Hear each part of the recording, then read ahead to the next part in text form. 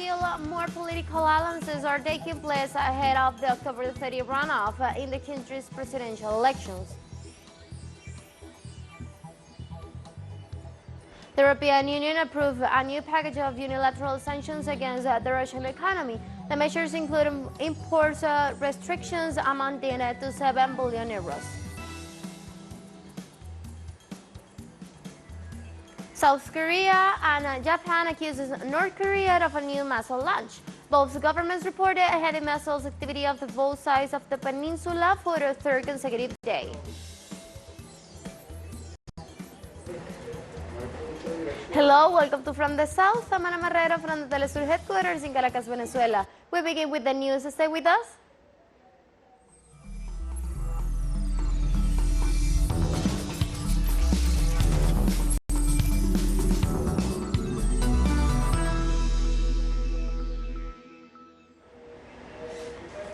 After the first round of the Brazilian presidential elections, 14 of the 32 political parties in the country expressed their support to Luis Ignacio Lula da Silva. The candidates got 51% of voting intentions in the most recent polls. The survey taken by the IPED showed Lula da Silva with 51% voter supported compared to Bolsonaro's 43% in the second round of votes. There is a margin of error of 2 percentage points. In this context, a former presidential candidate, Simone Tebet of the Brazilian Democratic Movement, gave her support to Lula da Silva in October 30 runoff. The governor of Rio de Janeiro and Minas Gerais announced their support for Bolsonaro.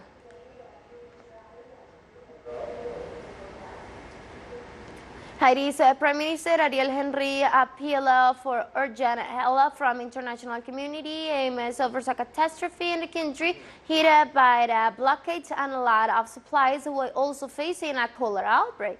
Henry also asked for international support during his message to the nation in the midst of tensions that has built up since the withdrawal of fuel subsidy, which has doubled in price just for 8 hours. The Premier assured in what would be his third message to the nation that without international help, it will be impossible to avoid great losses of life, now that cholera has resources.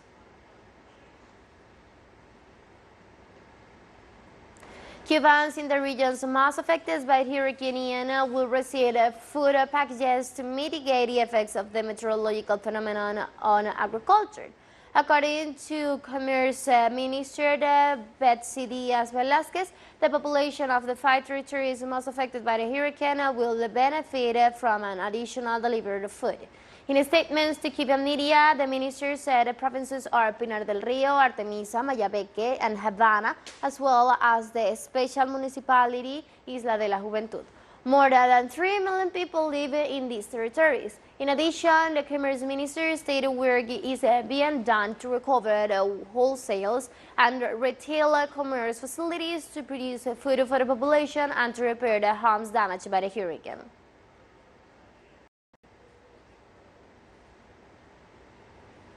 The St. Kitts and Nevis government announced it is taking the step required to create a sustainable medical cannabis industry as the island moves to reduce its dependency on the citizenship investment program. Prime Minister Terence Drew, whose administration comes to office following the general elections in August, stated that there is much work to be done because it stands out now the island is well behind Caribbean countries on the matter of establishing a cannabis industry.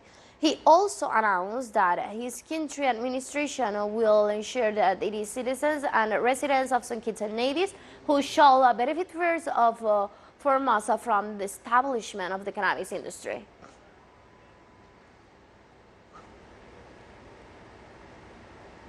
In Ecuador, new violence riots have been reported in the coastal youth detention center in Guayaquil. Victims' relatives denounced aggressions by the National Police. The National Service of Integral Attention to Inmates and Adolescents Offenders have reported that 10 people have been injured, 6 inmates and 4 policemen. Authorities had to activate security protocols, which includes the use of helicopters to fly over the perimeters of the present. Meanwhile, relatives of the prisoners denounced that they were brutally repressed by the police and that they are being detained by any information about their loved ones. In the U.S., official data reveals that the homicides rate rose 4.3% in 2021 compared to the previous year. The FBI reported on Wednesday that 2021 recorded close with 22,800 murders and homicides to the highest rate in the 25 years at 6.9% when 100,000 inhabitants. The surge of armed attacks leaves a balance of 34,005 and 105 deaths by firearms since 2013, according to data from the Gun Violence Archive. These figures include 519 cases of mass murder. Homicides rate published by the FBI does not include a number for the citizens of Los Angeles and New York, among others.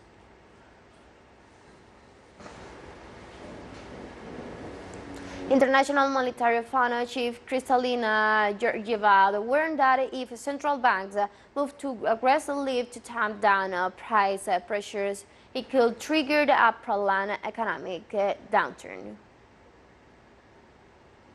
Too much, too fast, and do so in synchronized manner, we can push many economies into prolonged recession. We'll take a short break now, but first remember you can now follow us on our TikTok account as TeleSUR English, in which you will be able to see news in different formats, news updates, and more. Stay tuned for more news.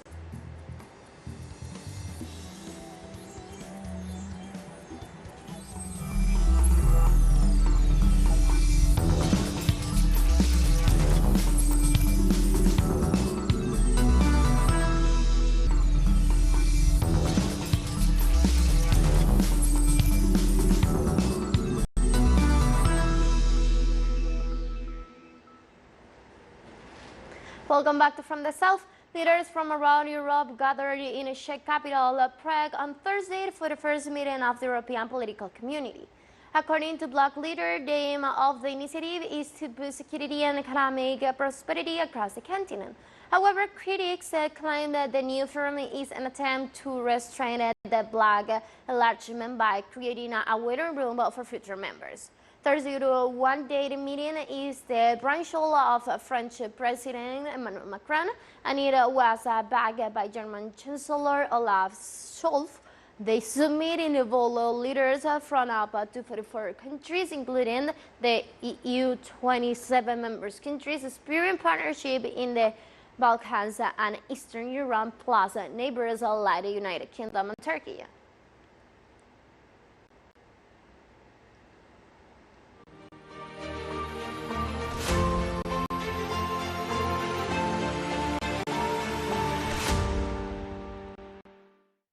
Shifting topics, on Thursday, the European Union adopted the 80 package of sanctions against Moscow, laying the groundwork for limiting the prices of Russian oil in maritime transport.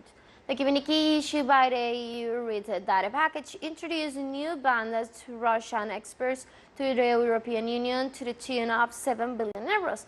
In this way, they will block the entry of resources to Russia.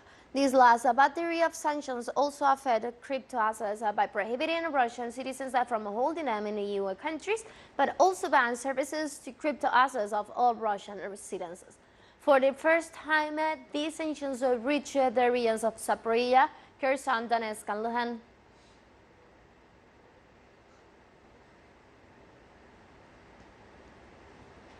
The Organization of the Petroleum Exports Countries, OPEC, and its allies categorically reject accusations of the alleged use of energy as a weapon of war. The United States government and several European countries, as well as numerous media dedicated to the energy issues, points a harsh criticism upon learning about the decision from the Intergovernmental Organization to lower their output target by 2 billion barrels per day. Washington and the White House media accuse the organization of becoming an ally of Russia, and some even accuse it of endangering the world energy market. The Saudi Energy Ministry and the Secretary General of the organization himself denied such accusations.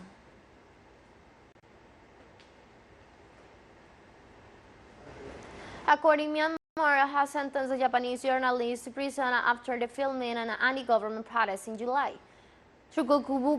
Kubota was sentenced to 7 years for violating the electronic transactions law and 3 years for the incitement. Both sentences were to be severed at the same time.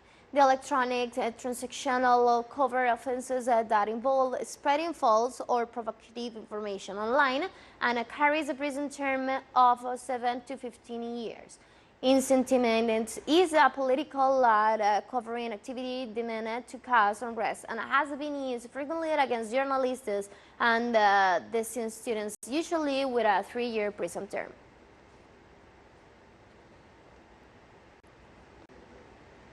A former police officer shot down at least 35 people when he stormed a nursery in Thailand on Thursday in one of the kingdom's deadliest mass killings.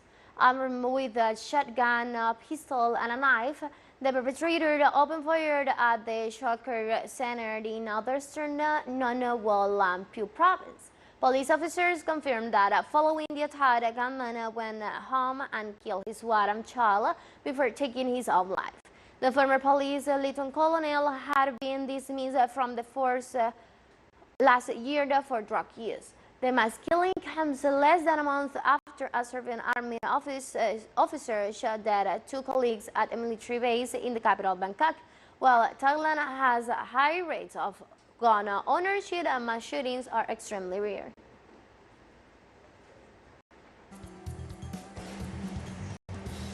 And we have more news coming up after this financial break, so don't go away.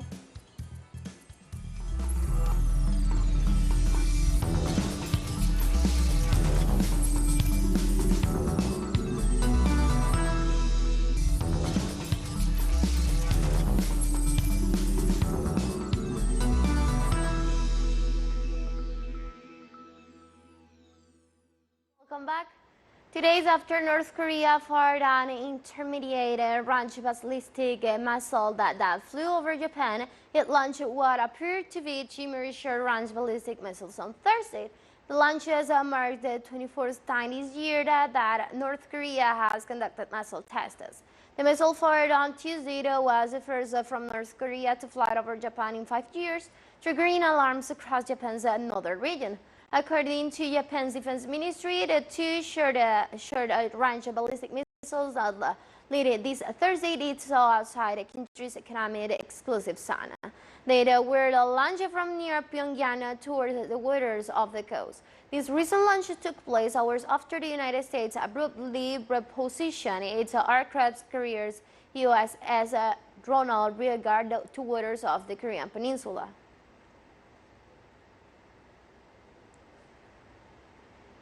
In Syria, health authorities are working to contain a cholera outbreak that has killed 39 people and infected nearly 600 others. According to the Ministry of Health of the country, the cases have been registered in 11 of the 14 provinces since last September. In view of this situation, the Syrian authorities assure that an epidemiological surveillance of the disease is being carried out while preventive treatments is being provided to people who have been in contact with infected persons. In this regard, the World Health Organization stated that the situation is evolving alarmingly in the affected areas and is spread to new areas.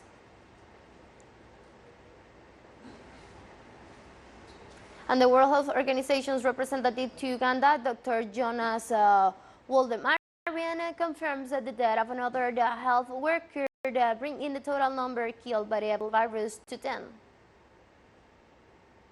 5 districts being affected with 44 confirmed cases, and in the last 48 hours we also have 1 additional confirmed case, bringing the total to 44.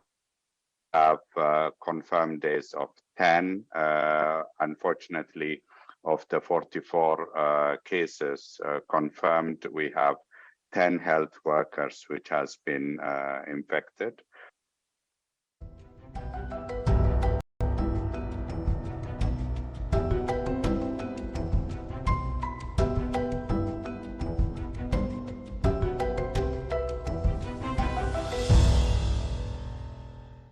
In In South Sudan, over 450,000 people have been afflicted by the heavy monsoon rains, which have hit 15 of the country's 18 provinces. Floods have caused damages to infrastructure and increased the risk of waterborne diseases such as cholera. The United Nations has reported on the damage to houses and villages, which has left thousands of people in situation of housing insecurity. The International Committee of the Red Cross says it will produce household systems and monetary aid to some 45,000 victims. The committee will also work to improve access to drinking water for more than 30,000 people. Yesterday, the water came inside the house. It broke everything, and now I have many cracks in the walls. All my beds are broken, and it washed away all my jerry cans. I didn't manage to salvage anything, and now we're sitting in the water. This season is different from the past seasons. Our oldest people say that nothing like this has happened since the 80s. This year there is much more water. In some Darfur rain rates, this fall are above the normal rates. On Thursday, the northwestern China's Xinjiang Uyghur Autonomous Region has released green roofs in the progress of harnessing the Tarim River, or China's largest inland river. One thing about the Tarim River is that many of its river courses either do not have a fixed riverbed or are very shallow. These are prone to floods in the rainy season and drought in the dry season. Through these facilities, we are able to turn water damage into water conservancy. Our reservoirs now store flood water during flood season and discharge the water for irrigation during drought season. In our village, people grow marigolds, walnuts, and almonds.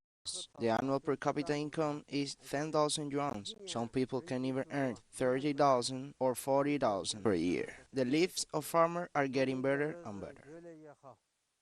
In Venezuela, tropical wave 41 was caused heavy rainfall and electrical activity along the northern strip of the country. The National Institute of Meteorology and Hydrology reported for the convicted nucleated that caused downpours, electric discharges, and gusts of winds throughout the north, although with more intensity in the center region. Through social networks, citizens showed a flow of water in different cities and report effects such as power cuts and obstruction of roads. The Meteorological Authority reported keeping an eye on the periodic reports on development in the issues.